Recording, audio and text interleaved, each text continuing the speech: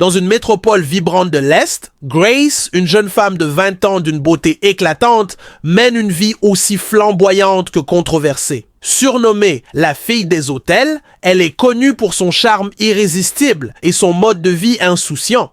Pour Grace, être une femme est une aubaine. Elle monnaie ses charmes auprès des hommes, qu'ils soient célibataires ou mariés, voyant dans ces rencontres un moyen de savourer pleinement l'existence. Pour elle, la vie est une fête sans fin, et rien ne semble pouvoir freiner son appétit pour le plaisir et la liberté. Cependant, le contraste avec ses origines est saisissant. Grace est la fille d'un pasteur respecté, fondateur d'une église influente comptant des milliers de fidèles, et d'une mère tout aussi pieuse. Ses parents, profondément religieux, désapprouvent son mode de vie débridé.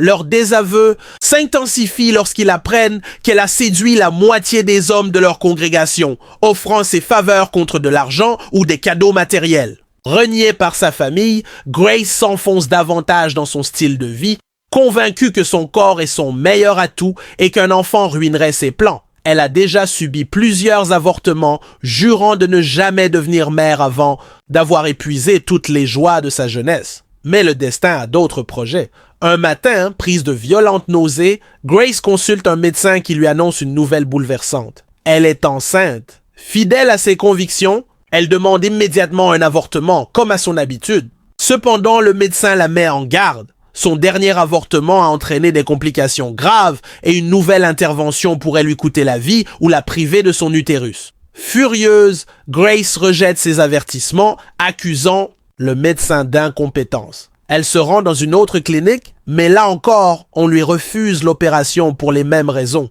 Dévastée et en colère, Grace se retrouve face à une réalité qu'elle ne peut fuir.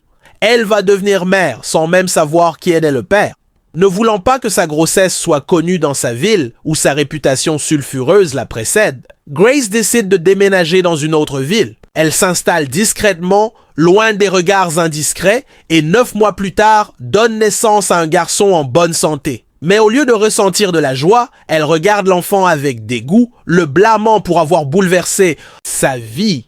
Déterminée à reprendre son existence insouciante, elle élabore un plan cruel, abandonner le bébé dans un bidonville et retourner à sa vie d'avant. Une nuit, sans hésitation ni remords, elle dépose l'enfant sur le sol boueux d'un quartier misérable, ignorant ses pleurs déchirants. Alors qu'elle s'éloigne, ses talons claquant sur le pavé, une pluie torrentielle s'abat, trempant le nourrisson abandonné.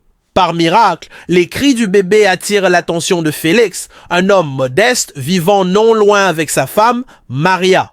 Bouleversé par la cruauté de cet abandon, Félix récupère l'enfant et le ramène chez lui. Maria, stupéfaite, s'inquiète des conséquences. Et si quelqu'un les accusait d'enlèvement? Mais face à la détresse du bébé, le couple, marié depuis 10 ans sans avoir d'enfant, décide de le garder. Ils le nomment David et l'élèvent donc comme leur propre fils, espérant que cet acte de compassion leur apportera des bénédictions. Pendant ce temps, Grace retourne dans sa ville natale, mentant à tous sur son absence, en prétendant avoir voyagé à l'étranger. Elle reprend sa vie de plaisir, indifférente au sort de l'enfant qu'elle a abandonné. David, quant à lui, grandit dans l'amour et la simplicité du foyer de Félix et Maria. Malgré leur pauvreté, ils veillent à ce qu'ils ne manquent de rien.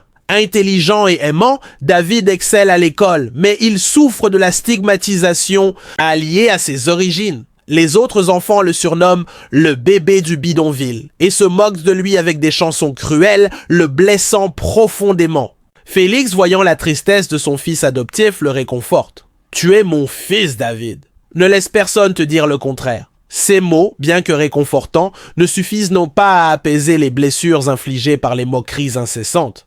De son côté, Grace poursuit sa quête de plaisir et de richesse. Elle rencontre le sénateur Ibrahim, un homme riche et influent, le sugar daddy idéal dont rêvent toutes les femmes de la ville. Malgré ses 5 épouses, il collectionne les maîtresses et Grace devient rapidement l'une d'elles. Elle nage dans l'opulence, recevant cadeaux et argent à profusion.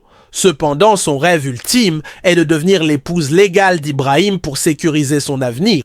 Mais les années passent et elle ne parvient pas à concevoir un enfant avec lui, ce qui la plonge dans le désespoir. Les médecins confirment ce qu'elle redoute. Ses nombreux avortements ont gravement endommagé sa fertilité. Convaincue que Dieu l'a punie pour ses péchés, Grace se met à prier pour un miracle, espérant un enfant qui lui garantirait une place permanente dans la vie d'Ibrahim. Pendant ce temps, David surmonte ses épreuves.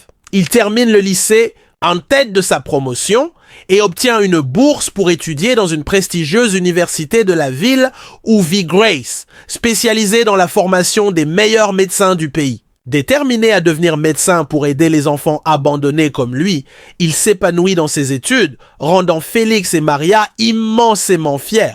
Leur fils adoptif est devenu une source de joie et d'espoir, une bénédiction dans leur vie modeste. Mais le destin réserve à Grace un tournant tragique. Toujours à la recherche d'un moyen de concevoir un enfant, elle apprend l'existence d'un homme dans une ville voisine, réputé pour aider les femmes infertiles. Déterminée, elle s'y rend en voiture avec son chauffeur. En chemin, un terrible accident de voiture tue son chauffeur et la plonge dans le coma. À l'hôpital, elle est hantée par des visions de l'enfant qu'elle a abandonné, revivant la nuit où elle l'a laissé sous la pluie.